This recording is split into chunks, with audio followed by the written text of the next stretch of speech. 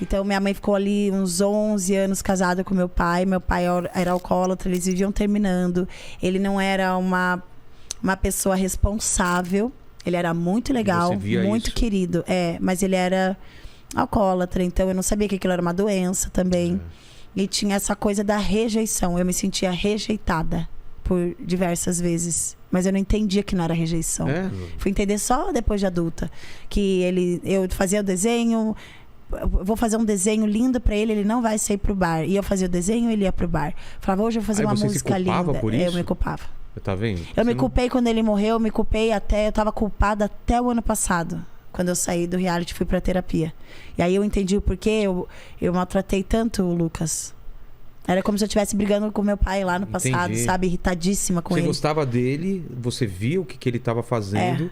E você tava fazendo de tudo pra mudar e ele não mudava. Eu falava, putz, então eu sou culpada, né? Eu sou culpada, eu não sou o suficiente pro meu pai. Aí depois, nas minhas relações, é isso que eu falo. Se você não resolve isso, você vai transferir esse tipo de coisa pra relação, né? Muito e aí ele tinha isso. essa coisa dele estar desligado, né? Então, eu lembro do final de semana, quando a gente ia pra casa dos meus avós, o meu pai não ia junto com a minha mãe. Eu lembro disso, que a minha mãe... Porque ele não tinha paciência, ele queria ir na frente. Então ele largava a minha mãe com 2 filhos, pegando o ônibus, ele ia, porque ele queria beber. Nossa. Aí a gente chegava, ele já tava bêbado. Então aquilo era chato, assim, sabe? Eu falava, nunca vou casar.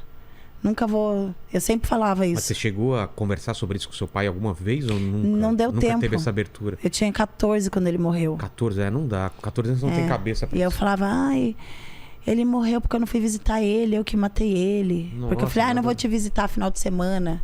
Se você estiver bêbado, nananã. Daí eu fui e ele tava bêbado. Eu falei, também não vou no próximo. Sei bem. Mas foi tipo uma forma de punir ele. E não tá certo, né? Não tá, mas 14 mas anos... Mas eu não queria ver ele bêbado, sabe? Se acabando, assim. Aí eu falei, não vou também. Aí numa segunda-feira, minha mãe falou, ele faleceu. E foi numa morte muito estúpida. Ele se afogou com o próprio vômito e foi parar no pulmão. Nossa. Hoje eu consigo contar isso sem chorar. Que é no documentário que foi a lavagem. Entendi. Que eu fui comentar sobre isso e não vi que estavam filmando.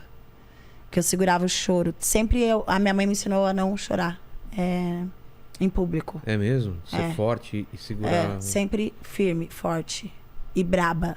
Pra esconder a fragilidade. Pra não mostrar o lado mais... vulnerável. Mas aí eu fiz as pazes com a vulnerabilidade no ano passado. Então hoje eu acho incrível passar pelo dilúvio entendendo que é necessário passar por ele. E às vezes chorar, se matar de chorar pra tá tudo botar bem. pra fora e depois vamos... Mas antes não era assim. Daí a gente não chora, não era. Várias vezes eu segurava. Eu subia no palco com óculos escuros, as pessoas achavam que era estilo. Mas é porque eu tava chorando, porque eu não tava botando meu filho pra dormir. Sério? Quando eu comecei a fazer show. Você sentia culpada? Sentia. Eu falava, gente, meu filho tá lá... Teu filho nasce... Você tava com que idade? 19.